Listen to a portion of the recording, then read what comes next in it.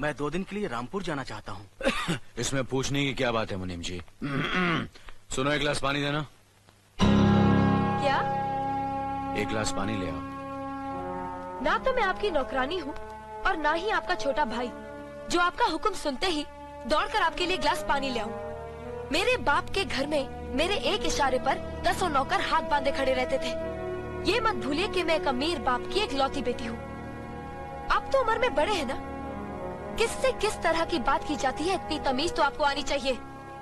Mind it.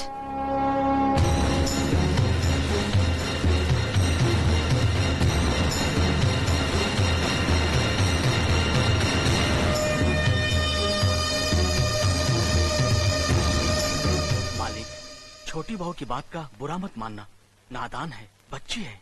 गलती हमारी है मुनीम जी। हमने ऐसी लड़की को काम करने को कहा जिसे काम करने की आदत ही नहीं है। बड़े भैया, पानी। नकुल, वो ट्रैक्टर रिपेयर करवा लिया ना? जी करवा दिया।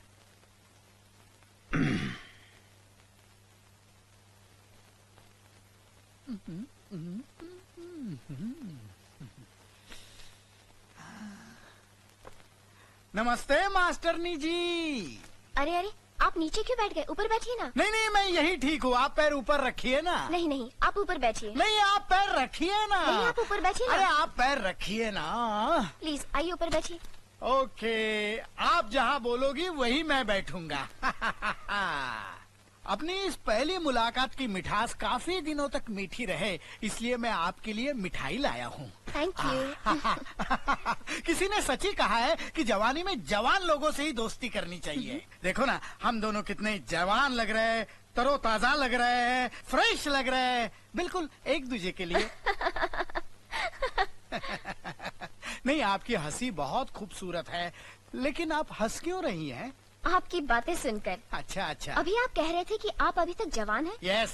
और मैंने सुना है कि आपका एक बेटा है 30 साल का। मेरा बेटा? हाँ। उस हरामी को तुम मेरा बेटा समझती हो? वो तो मुझे कुंभ के मेले में मिला था, कुत्ता समझकर पाल लिया। मास्टरनी जी, मैं अभी तक शुद्ध कुंवारा हूँ।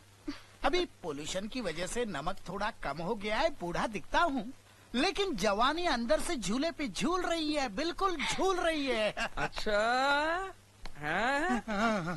कौन से कोने में जवानी झूल रही है बाप के दिन है? जरा बता मुझे। हाँ? इसको फंसाने के लिए मैं तुझे कुंभ के मेले में मिला और मुझे कुत्ता समझ के पाला, कुत्ते के बाप। अरे अरे, अपने बाप से इस तरह बात कर रहे हो? अबे, तू जानती नहीं है इस कमीने को। ये कमीना अपनी जवानी की रंगीन कहानियां सुना सुना कर कितनी औरतों का एक रात का पति बन चुका है। और इधर भी तेरे यहाँ एडमिशन लेने इसी लालच में आया है, संभालना। शर्म करो, ये तुम्हारे बुजुर्ग हैं। क्या हुआ? पित्त के कारण मेरे बाल थोड़े सफेद हो गए तो मास्टरनी मुझे बुजुर्ग कह रही है। मास्टरनी, न देख उम्र मेरी, लाजवाब कर दूंगा, तुझे कली से महकता गुलाब कर दूंगा। फड़।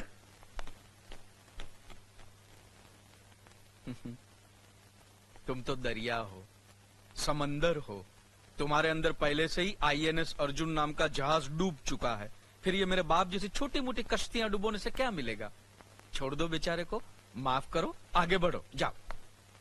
हाँ, अजीब बाप बेटे हैं।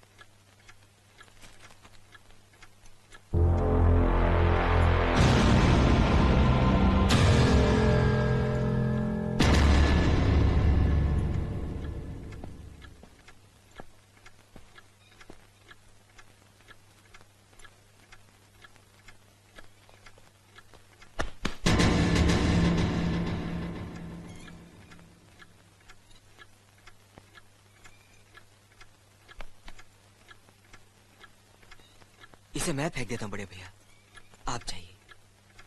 मुनीम जी, जो राम प्रसाद की बेटी की शादी के लिए जेवर देने के लिए कहा था, भिजवा दिया? जी हाँ मालिक। शहर में रहकर यही बदतमीजी और ओछी हरकतें सीखी आपने? अपने से बड़ों का लिहाज करना नहीं आता आपको? किससे कह रहे हो तुम? आपसे कह रहा हूँ। औरत पैदा हुई है तो औरत की तरह रहना सीखिए। मीना। नकुल, तुम अंदर जाओ।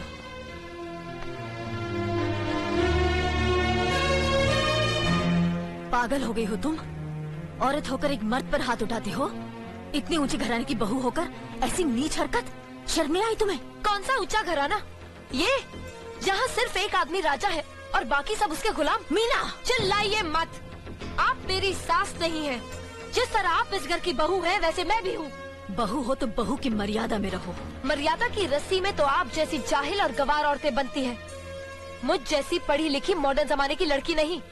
Uneducated idiots. Excuse me. I am not an illiterate. I am a graduate from the University of Allahabad. I am aware of the modernization of women, but I have not forgotten my culture, my customs, my traditions and my values. And most of all, I'll never ever forget that I am an Indian woman. Modern जमाने की औरत भी औरत ही होती है। उसे भी मर्द ही ब्याह कर ले जाता है, मर्द को ब्याह कर वो नहीं ले जाती। जमाने ख्याल और लिबास बदल देते हैं, औरत की शरीर की बनावट नहीं। लोग तुम्हारे ख्याल की लड़कियों को लज्जत का सामान भले ही समझते हो, इज्जत के काबिल कोई नहीं समझता। इज्जत आज भी उन्हीं औरतों की होती है जिनकी आंखों में हया हो, लाज हो, शर्म हो। हम नहीं कहते कि तुम बंदिशों में रहो, लेकिन अपने दायरे की सीमा को मत भूलो। लड़की जब अपने माँ बाप के घर होती है तब उसके कांधों पर अपने ही घर की इज्जत का बोझ होता है, लेकिन जब वो बहू बनकर ससुराल जाती है तब उसके कांधों पर एक नहीं 2 परिवारों की इज्जत का बोझ होता है। आज जिस तरह तुमने नकुल को तमाचा मारा है, अगर उसी तरह उसका भी हाथ उठ जाता तो तुम्हारी क्या इज्जत रह जाती? कभी सोचा तुमने? क्या बात है मीना?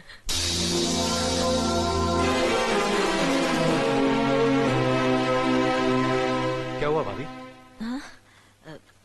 कुछ नहीं। मीना कह रही थी कि उसे खाना बनाना नहीं आता। हमने सोचा कि 2-4 खरी खोटी सुनाने से ही सीखेगी, तो सुना दिया। बस रोने लगी। क्यों अर्जुन, हमें तुम्हारी बीवी को डांटने का भी हक नहीं? क्यों नहीं, आप हमारी भाभी माँ हैं। आप मार सकती हैं, डांट सकती हैं, कुछ भी कर सकती हैं।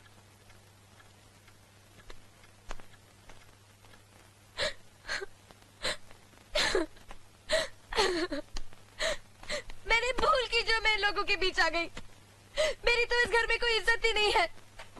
जब देखो तो सब मेरी इंसल्ट करते रहते हैं। मैं कब से रो रही हूँ, तुम पूछ भी नहीं रहे हो कि मैं क्यों रो रही हूँ। बेकार हो रही है तो कौन पूछेगा? अच्छा, तो मैं तुम्हारे लिए और इस घर के लिए बेकार हो गई हूँ। अरे बेकार तो तुम हो गए अपने परिवार के बीच में रहकर। मैं कब से बोले जा रही हूँ और तुम हो के सुन ही नहीं रहे हो। इंसान की चीख सुनकर लोग शुभ अशुभ का विचार करते हैं, लेकिन जब मेंढकी को जुकाम होता है उसकी चीख की कोई परवाह नहीं करता। ये मत भूलो कि जब मेंढकी चिल्लाती है तो आंधी और तूफान आते हैं। आंधी और तूफान आएंगे तो उसका नतीजा तुम्हें ही भुगतना पड़ेगा। तो फिर ठीक है, अब मैं तुम्हारे साथ तब भी रहूंगी जब तुम मेरे साथ मेरे डैडी के घर रहोगे।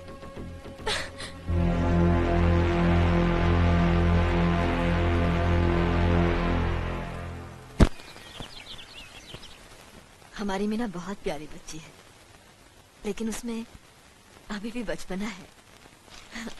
हमारे तौर तरीकों को नहीं जानती है ना, लेकिन आस्ता आस्ता हम उसे सब सिखा देंगे।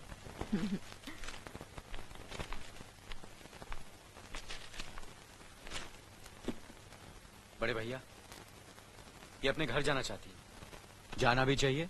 4-5 महीने हो गए, मायके की याद भी आती होगी इसे। और अर्जुन, तुम्हारे ससुर जी तुम्हें कई बार बुला चुके हैं, तुम भी कुछ दिनों के लिए हो आओ, तुम्हारा मन भी बहल जाएगा। अगर ये वापस लौटने के लिए जा रही होती तो मैं जरूर जाता, मगर ये तो हमेशा के लिए इस घर से जा रही है। कैसी बातें कर रहे हो? अगर तुम दोनों के ख्यालात एक दूसरे से नहीं मिलते तो इस मामले को घर की 4 दीवारी में बैठकर आपस में सुलझा लेना चाहिए। बहू शहर की पढ़ी लिखी लड़की है, उसे गांव की रीति रिवाज के बारे में क्या मालूम? ये तो तुम्हारा फर्ज बनता है अर्जुन कि तुम उसे हमारे तौर तरीके सिखाओ। सिखाने से कोई फायदा नहीं बड़े भैया, ये खुद को इस माहौल में डालना ही नहीं चाहती, इसलिए भेज रहा हूं। अच्छा, तो तुमने फैसला भी कर डाला? बड़े भैया, बात यह है कि मैंने मीना को, तुम बहुत समझदार भी हो गए हो ना, तो फिर तुम्हें इतना तो समझ लेना चाहिए, अगर बहू अपने आप को बदल नहीं पा रही है तो तुम बहू के मुताबिक बदल जाओ। आखिर वो तुम्हारी पत्नी है, उसका साथ देना तुम्हारा धर्म है। तुम्हारे भरोसे ही तो उसने अपनी सारी जिंदगी सौंप दी तुम्हें। अर्जुन, मेरे दर्द पर तुम तड़प उठोगे, तुम्हें तकलीफ होगी तो मैं रो दूंगा, क्योंकि हम दोनों एक ही माँ की संतान हैं। खून का रिश्ता है हमारा, मगर पत्नी का नाता उससे कहीं ज्यादा गहरा होता है, क्योंकि वो पराये घर से आकर अपनों से कहीं ज्यादा अपनी हो जाती है, परछाई बन जाती है हमारी। पति शरीर है तो पत्नी उसकी आत्मा है। पत्नी ही पति के जीवन को सही अर्थ देती है, उसे कामयाब बनाती। पत्नी के बगैर पति बेजान और बेमाने हो जाते। अगर आज तुम अपनी पत्नी को हमेशा के लिए उसके मैके छोड़ाओगे तो यह गांव, यह समाज क्या कहेगा हमारे बारे में? जरा सोचो अर्जुन, न्याय के सिंहासन पर बैठकर जो लोगों के अच्छे बुरे का फैसला करता है, अगर उसी के घर में नाइंसाफी होगी तो लोग हंसेंगे हम पर, किसी को मुंह दिखाने के काबिल नहीं रहेंगे हम। बड़े भैया, मुझसे भूल हो गई, मुझे माफ कर दीजिए। मुनीम जी। जी मालिक। जायदाद के दस्तावेज लाइए। जी अभी लाया। बहू, पति ही पत्नी की असली शक्ति होती है।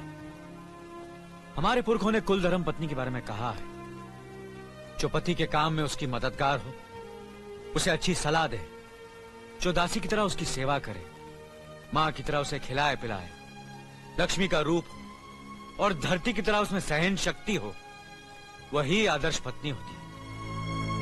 औरत की सोच मर्द का मुकद्दर बनाती है। वो जब बनाने पर आती है तो कुटिया को महल कर देती है, और जब बिगाड़ने पर उतरती है तो महल को मिट्टी का ढेर बना देती है। मालिक, ये जायदाद के दस्तावेज है। हमारी जमीन जायदाद कहां कहां है और कितनी है, उसका हिसाब किताब ना बाबूजी को मालूम था, ना हम तीनों भाइयों को मालूम है। बहू, तुम पढ़ी लिखी हो, आज से इसका हिसाब किताब तुम देखोगी। लक्ष्मी जी। अपनी चाबियों का गुच्छा और ये कागजात बहू को दे दो।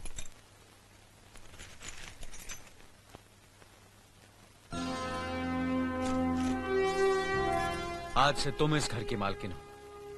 तुम जहां कहोगी, जिस कागज पर कहोगी, हम तीनों भाई चुपचाप आंख बंद करके दस्तखत कर देंगे। जैसा कहोगी वैसा ही करेंगे। बस एक ही विनती है बहू, हम तीनों भाइयों को अलग करने का ख्याल अपने मन में कभी आने मत देना।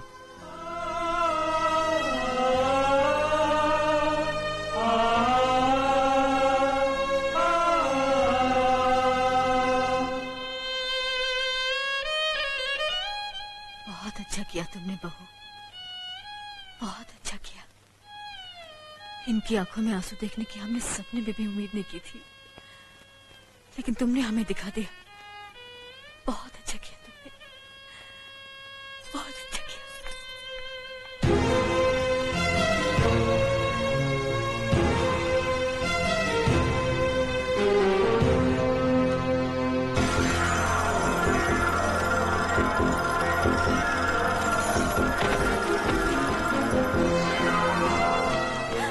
मीना, मीना, क्या हुआ बहू? मीना, मनी जी जल्दी से डॉक्टर को बुलाइए।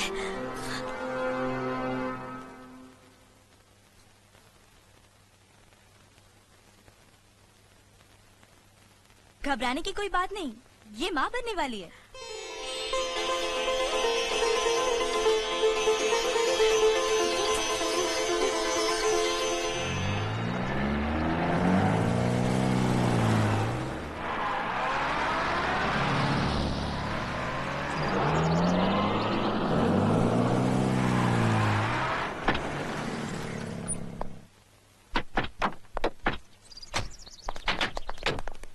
आप लोग यहीं ठहरिए, मैं ठाकुर साहब से मिलकर आता हूँ।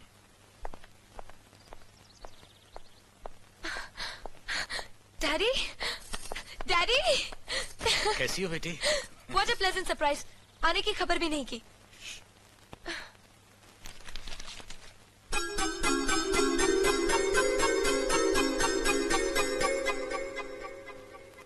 ठाकुर साहब, पाए लागू। समधी जी, आप अचानक यहाँ कैसे? तशरीफ रखिए, बैठिए ना।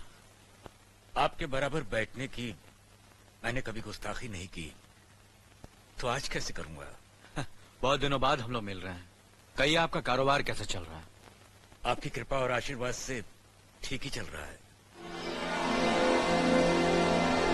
दिल्ली में इंडस्ट्रीज मिनिस्टर के साथ कब की अपॉइंटमेंट ली है? कल सुबह 11 बजे सर। इनकम टैक्स केस का? वकील ने कहा है कि 15 तारीख की हियरिंग में मामला क्लियर हो जाएगा। आज एक्सपोर्ट का माल जापान के लिए जहाज से रवाना हो जाएगा ना? जी हाँ सर। नमस्ते ठाकुर साहब। नमस्ते नमस्ते नमस्ते। अरे दीनानाथ जी, आप लोगों ने यहाँ आने की तकलीफ क्यों की? मैं आपकी संस्था के लिए गवर्नर साहब से बात कर चुका हूँ, आपका काम हो जाएगा। धन्यवाद, बहुत बहुत अरे गोपीनाथ जी, होम मिनिस्टर ने वादा किया कि आपके भाई का ट्रांसफर जल्दी ही हो जाएगा। Thank you sir. Daddy, good morning daddy. Good morning my child. आप कहीं जा रहे हैं क्या? हाँ बेटी, एक जरूरी काम से दिल्ली जा रहा हूँ, अपना ख्याल रखना। हाँ ओके। Okay, bye. पास में ही फैक्ट्री के लिए जमीन देखने आया था, सोचा आपके दर्शन करता चलूं। अब इजाजत दीजिए। इतनी जल्दी कैसे जा सकते हैं आप? भोजन तो करते चाहिए। माफ कीजिए, आप तो जानते ही हैं, बाप बेटी के घर का खाना तो क्या, पानी भी नहीं पी सकता। शहर में रहकर भी अभी भी आप इन बातों को मानते हैं? शहर में रहूं या गांव में, मैं अपनी परंपरा और संस्कार कैसे भूल सकता हूं? आखिर मैंने इसी मिट्टी में जन्म लिया है। अच्छा, चलता हूं। अजी, कम से कम बेटी से मिलकर उसकी कुशलता तो पूछ लीजिए। ये क्या कह रहे हैं आप? मैं इतना ऊंचा नहीं हूं कि अपनी बेटी की कुशलता पूछकर आपका अपमान करूं। ठाकुर साहब, ये तो मेरी बेटी का सौभाग्य है कि वो इस मंदिर जैसे पवित्र घर में बहू बनकर आई, और फिर आपकी छत्र छाया में तो वो कुशल हो गई ही। राम राम। राम राम। बेटे, जिस तरह तुम मैके में चहकाती रही हो ना, वैसे ही अपनी ससुराल को भी महकाती रहना। जी।